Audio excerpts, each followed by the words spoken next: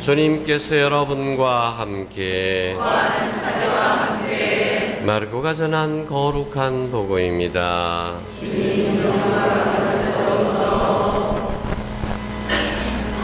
그 무렵 예수님께서 베드로와 야고보와 요한만 따로 데리고 높은 산에 오르셨다. 그리고 그들 앞에서 모습이 변하셨다. 그분의 옷은 이 세상 어떤 마전장이도 그토록 하얗게 할 수 없을 만큼 새하얗게 빛났다. 그때 엘리야가 모세와 함께 그들 앞에 나타나 예수님과 이야기를 나누었다. 그러자 베드로가 나서서 예수님께 말하였다. 스승님, 저희가 여기에서 지내면 좋겠습니다. 저희가 초막 셋을 지어 하나는 스승님께, 하나는 모세께, 또 하나는 엘리야께 드리겠습니다. 사실 베드로는 무슨 말을 해야 할지 몰랐던 것이다. 제자들이 모두 겁에 질려 있었기 때문이다. 그때 구름이 일어 그들을 덮더니 그 구름 속에서 이는 내가 사랑하는 아들이니 너희는 그의 말을 들어라 하는 소리가 났다. 그 순간 그들이 둘러보자 더 이상 아무도 보이지 않고 예수님만 그들 곁에 계셨다. 그들이 산에서 내려올 때 예수님께서는 그들에게 사람의 아들이 죽은 이들 가운데서 다시 살아날 때까지 지금 본 것을 아무에게도 말하지 말라고 분부하셨다. 그들은 이 말씀을 지켰다. 그러나 죽은 이들 가운데서 다시 살아난다는 것이 무슨 뜻인지를 저희끼리 서로 물어보았다.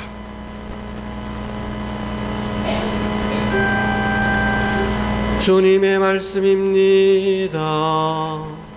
그리스도님 참여합니다. 앉으십시오. 참 예수님,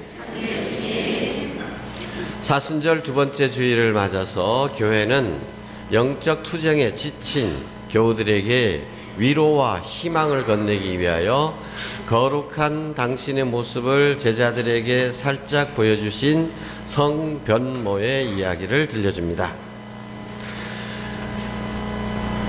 우리들에게 십자가의 길에서 지쳐 있을 때 십자가만 바라보지 말고 십자가 뒤에 기다리고 있는 영광의 모습, 부활의 기쁨을 미리 맛보게 해줌으로써 그것을 바라보고 용감하게 다시 십자가를 지고 앞으로 나아갈 수 있게 격려하고자 하는 것입니다.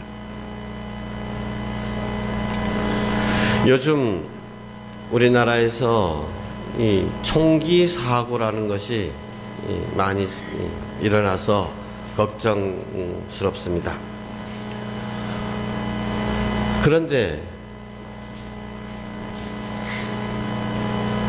이 총기로 사람을 쏴 죽이는 것도 자기 동거했던 여인 또는 또 동거했던 여인의 어머니 아버지, 또는 두 번째 사건에서는 자기 형님과 형수. 도대체 왜 이런 일들이 벌어지는 것일까? 저는 그들의 그 모습을 보면서 그들은 아주 작심한 거거든요. 유서까지 다 써놓습니다. 아, 총을 이렇게 갖고 와가지고 이놈들 죽여버려야 되겠다. 그놈들 죽이고 나도 죽겠다 이거죠. 그런 생각을 하고 직접 실행에 옮길 때까지 그들의 얼굴 표정이 어땠을까 한번 상상해 보십시오. 저는 그 사건을 들으면서 저 사람들이 지난 주일에 우리 성당에 와서 내 강론만 들었어도 저런 짓은 안 했을 건데 너무나 안타까웠습니다. 지난 주일에 제가 무슨 체험이 있어야 된다 그랬죠? 광야의 체험이 있어야 된다. 자기 자신을 들여다볼 수 있는 이런 장소, 이런 시간이 있었으면, 아니 광야의 체험은 고사하고라도 거울만 한 1분만 쳐다보고 있었으면 자기 모습이 지금 얼마나 흉측하게 변해 있는지, 그렇게 자기 자신의 모습을 바라볼 수만 있었어도 이건 아니다 라고 금방 자기 자신이 해답을 얻을 수가 있었을 것입니다. 그런데 우리가 자기 자신을 제대로 들여다보자고 하는 이유는 무엇입니까? 우리가 우리 자신을 들여다보면 눈에 보이는 것이 무엇입니까? 온갖 욕망에 들끓는 모습, 나약한 모습, 두려움에 가득 차 있는 모습, 불안한 모습, 그것뿐입니까? 아니죠. 그것은 우리의 표피, 겉모습에 불과한 것입니다.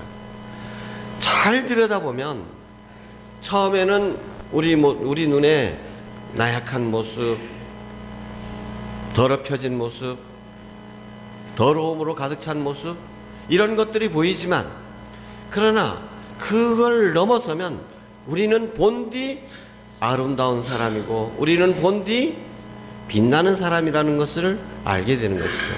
내 안에 감춰진 보물을 발견하게 되는 것입니다. 내 자신을 들여다보자고 하는 이 광야의 체험의 목적은 우리가 얼마나 사랑스러운 존재인지, 우리가 얼마나 소중한 존재인지를 깨우치는 것입니다. 요즘 많은 병리 현상들이 나타납니다. 꼭 병리 현상이라고 하기는 좀 그렇지만, 심지어는 착한 사람들이라고 그 주변에서 소문난 사람들, 우리 신자들 중에서 그런 사람들이 많죠. 착한 사람들, 그저 자기 주장을 전혀 내세우지 않고 남이 하자는 대로 그냥 다 이게 맞춰주는 사람들. 시어머니한테 착한 며느리요, 부인 남편한테는 너무나도 착한 심성이 고운 여자요, 부모 자녀들한테는 너무나도 헌신적인 어머님. 그런데 막상 본인은 행복하지 못합니다. 이런 걸 착한 여자 신드롬이라고 얘기합니다. 착한 여자. 착하게 살면, 하느님의 뜻대로 아름답게 살면 행복해야 되고 기쁨이 넘쳐야 되는데, 이것은 겉으로만 착한 것입니다. 이 사람들이 실제로 속을 들여다보면 착한 것이 남한테 좋은 소리 들으려고 착한 것이고, 아이고 착한 며느리, 아이고 우리, 이런 또 그보다 더 중요한 것은 두려움. 사람들이 나를 나쁘게 말하지는 않을까 하는 두려움에 휩싸여서 두려움 때문에 그렇게 사는 것입니다. 그건 사람이 살아가는 게 아닙니다. 근데 이런 사람들일수록 자신들의 마음속에는 자신이 얼마나 고귀한 존재인지에 대한, 자기 자신을 소중하게 여기고 자기 자신을 스스로 존경할 줄 아는 마음이 없다는 겁니다. 그렇기 때문에 쉽게 외부에 휘둘립니다. 남의 말에 휘둘립니다. 이런 사람들도 자기가 그렇게 행동하면서, 그렇게 살아가면서 자기가 왜 그렇게 사는지 자신을 제대로 들여다보지 않기 때문에 그런 일이 일어나는 것입니다. 꼭 착한 여자 신드롬이 아닐지라도 우리 모두가 행동하는 것을 보면 어떤 목적이 있습니다. 우리가 어떤 행동을 할 때 반드시 내가 얻고자 하는 것이 있습니다. 그런데 조금만 들여다보면, 아, 내가 이걸 얻으려고 그렇게 살고 있구나, 이거 그렇게 꼭 얻어야 되나? 이게 드러나게 되거든요.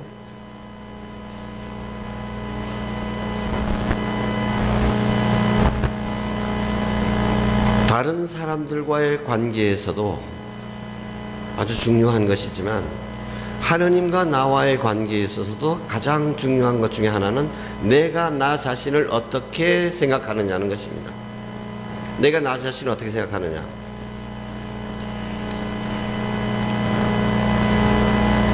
여러분은 나 자신을, 스스로를 어떻게 생각하십니까? 근데 천주교 신자들 가운데서 정말 병폐 중에 병폐가 뭐냐 하면, 성당에서 늘 회개하라, 이 죄인들아, 이런 말만 자꾸 들어왔기 때문에, 겸손해야 된다, 이런 말만 들어왔기 때문에 나는 너무나도 불쌍한 죄인이다, 나는 쓸모없는 죄인이다, 이런 생각을 자연스럽게 갖게 된다는 거예요. 그런 생각을 하는 것이 마치 당연한 것처럼, 더 그렇게 자신을 구박하면 구박할수록 그것이 훌륭한 신심이나 되는 것처럼 착각하고 살아간다는 것입니다. 그러나 여러분 한번 생각해 보십시오. 여러분의 자녀가, 어머니, 난 영 무사 못나신 거에 난 아무것도 할 줄도 모르고, 아이고 나 같은 멍청이, 나 같은 거는 얘 세상에 살 필요도 없고 얘 쓸모도 없는 나무신 거래 사라짐신 거에 나 같은 거. 이러면 여러분 얼마나 열받겠습니까? 너 도대체 무슨 얘기냐?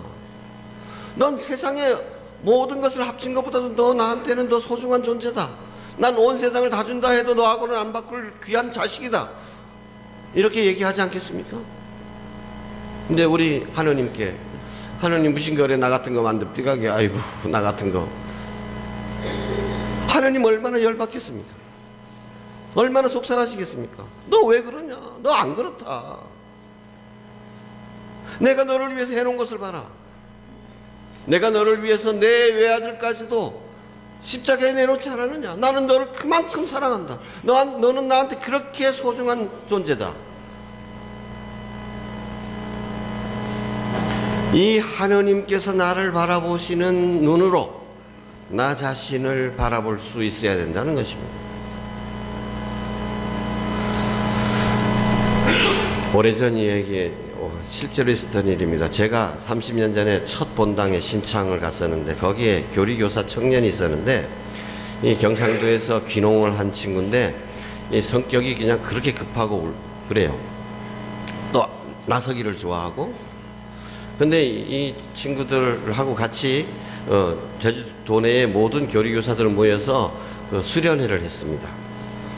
근데 그 수련회 끝난 다음에 그 마지막 시간이었는데 그때 이제 수녀님이 그다음 이 수련회 동안에 느낀 거 배운 거를 그림으로 한번 표현해 보라고 해서 백지를 주고 크레파스를 다 나눠줬습니다. 다 자기들 열심히들 그렸죠. 근데 딱 10분 되니까 종을 딱 쳐서 자 됐습니다. 그러면 지금 그린 것 발표하실 분 나오세요. 이 사람이 딱 손 들고 제일 먼저 나갔죠. 나가가지고 칠판에 자기 그림을 딱 붙여놓고 설명을 시작하는데 이 수녀님이 딱 그림 하는 거 보니까 이 팔짱을 딱 끼고 아이고 인간아 너 그것도 그림이라고 그렸냐 하는 식으로 그렇게 쳐다보는 거예요. 근데 이 사람은 수녀님이 그런 게 좀 이상하긴 했지만은 그래도 모른 척하고 열심히 자기 그림에 대해서 막 신나게 설명을 했습니다. 근데 설명이 끝나자마자 칠판으로 가가지고는 그 그림을 확 떼더니만은 손으로 막 찢겨가지고 땅바닥에 던지고는 발로 밟아. 그때 참석한 교리교사들도 수녀님이 어떻게 저럴 수가 있냐, 아무리 그 그림을 못 그리고 그래서도 완전히 얼음장이 됐죠. 그리고 이 청년은 진짜 수녀님만 아니면 그냥 한 주먹 쥐어 박으려고 그냥 울그락불그락 참지 못해 부들부들 떨고 있었는 거예요. 그런 모습을 잠깐 놔두더니만은 수녀님이 다시 그 온화한 미소로 다시 돌아와서 이렇게 물었습니다. 여러분 그 그림을 얼마나 오래 그렸습니까? 해봐야 10분도 안 되는 시간이었습니다. 얼마나 정성을 그렸습니까? 근데 여러분이 그렇게 얼마 안 되는 시간에 그저 그렇게 그린 그림도 내가 그렇게 무시하니까 여러분은 어땠습니까? 그러면서 하느님께서는 여러분을 이 세상 창조되기 전부터 점지하셔서 사랑으로 여러분들을 빚어 만드셨고, 하느님께서 만드신 걸작품인데 여러분들이 여러분 스스로를 그렇게 쓰레기 취급하면 되겠습니까? 교리교사들이 그 수련회를 마치고 돌아와가지고 그 사건에 대해서 얘기를 하는 게 나한테 진짜 큰 깨달음이었죠. 교사들한테는. 그렇구나. 솔직히 우리 자매님들 남편을 위해서, 자식들을 위해서 그래도 정성껏 그래도 음식을 준비하잖아요. 근데 어떤 때 보면 제대로 정성이 안 들어가고 딴 생각하면서도 음식 만들 때 있죠. 그렇지만은 이거 맛도 떼내서 안 먹어보십시오. 그 얼마나 음식을 무시당하는 게 아니라 내 자신이 무시당한 것 같은 기분이 들잖아요. 섭섭하잖아요. 그런데 하느님께서는 우리를 어떻게 창조해 주셨습니까? 모든 피조물 중에서 가장 으뜸이고 걸작품입니다. 하느님께서 우리를 얼마나 귀하게 만들어 주셨는지 성서는 이렇게 표현합니다. 하느님께서는 진흙으로 인간을 빚어 만드시되 당신의 뭐로? 모습으로, 당신의 모습과 비슷하게 하느님을 닮게 창조된 것이 바로 우리 인간입니다. 우리 안에는 하느님의 모습이 들어있는 것입니다. 우리 안에 들어있는 하느님의 그 모습을 발견하는 것이 바로 광야의 목적인 것입니다. 아, 내가 이렇게 소중한 존재로구나, 귀한 존재로구나. 내 안에 이렇게 귀한 보물이 들어있는데, 오늘 복음에서 예수님께서 당신의 모습을 변화시켰을 때 얼굴은 태양처럼 빛나고 옷은 그 어떤 염색쟁이도 그렇게 하지 못할 만큼 하얗게 눈처럼 빛났다 그랬습니다. 그것이 예수님만이 가지는 그런 모습이 아니라 우리의 본디 모습인 것입니다. 우리가 세례를 통해서 되찾게 된 우리의 모습이고, 우리가 죄를 짓기 이전에 하느님께서 창조해 주실 때 아담과 하와의 모습이 바로 그 모습이었던 것입니다. 우리 안에 얼마나 귀한 존재가 들어있는지, 내가 얼마나 아름답고 빛나는 존재인지를 바라볼 줄 알아야 되는 것입니다. 자기 자신의 귀함을, 자기 자신의 가치를 그대로 인정하고 스스로를 존중해 줄 줄 아는 사람, 이런 사람은 밖에서 아무리 태풍이 몰아쳐도요 든든합니다. 근데 우리가 놈이 무슨 말 하면 그것 때문에 그냥 잠 못 자고 밥맛 없고 살맛 없고, 남이 이런 말을 하면 이래 착 저래 착 하는 게 이게 뭡니까? 자기 자신에 대한, 이거 우리 심리학적으로는 자존감이라고 얘기합니다. 자기를 존중할 줄 아는 자기 존중, 이게 없는 거예요. 이게 부족하니까 어떻게 하면 내 안에 그게 꽉 차 있지 못하니까 남으로부터 인정받으려고 그냥 구걸, 거지보다도 더 비참한 구걸을 하면서 살아가는 거예요. 내가 하느님의 자녀로서 세례를 통해서 예수 그리스도와 한 몸을 이루게 되었다. 예수님의 영광이 곧 나의 영광이다. 예수님의 능력이 나의 능력이다. 예수님의 가치가 곧 나의 가치다. 이런 자부심이 있는 사람들, 스스로에 대해서 당당한 사람들은 온 세상 사람들이 다 나를 보고 손가락질을 하더라도 끄덕하지 않습니다. 그래, 그러려면 그래라. 나는 난데. 그래서 내 자신이 소중하다는 것을 아는 사람들은 자기 자신이 소중함에 걸맞게 살아가게 되는 것입니다.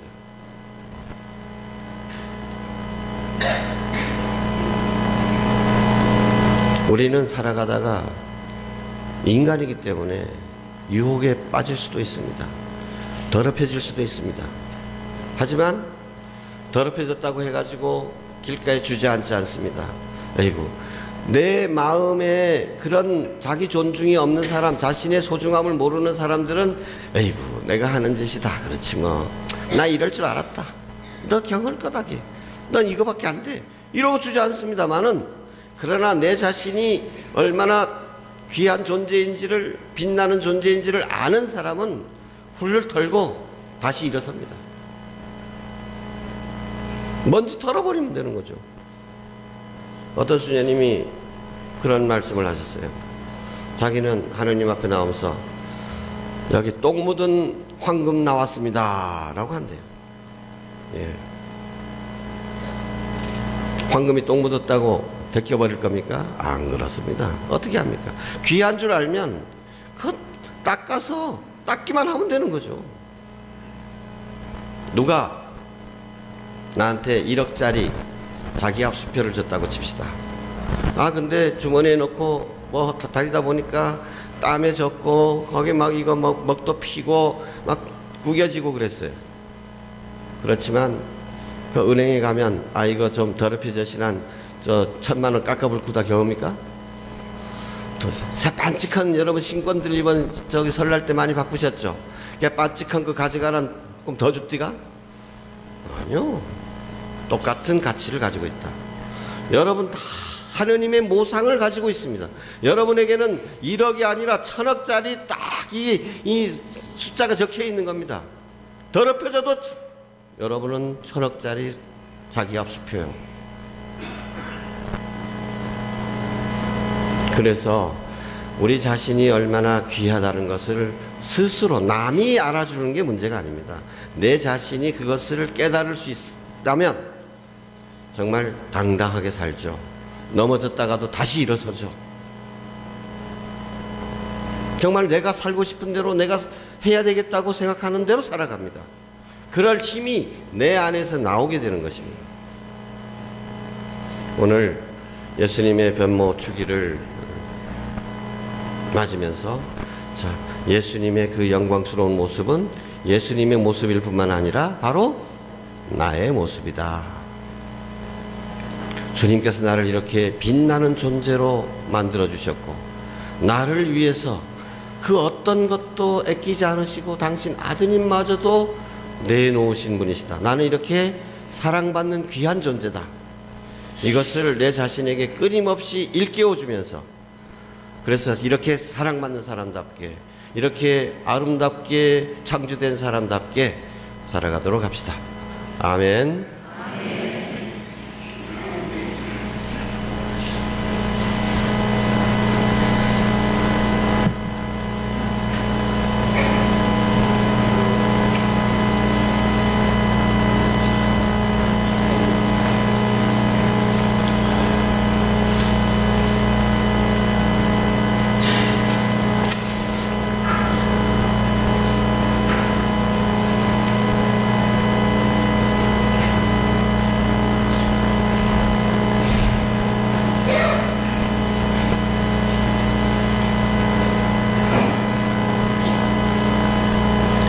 일어서십시오.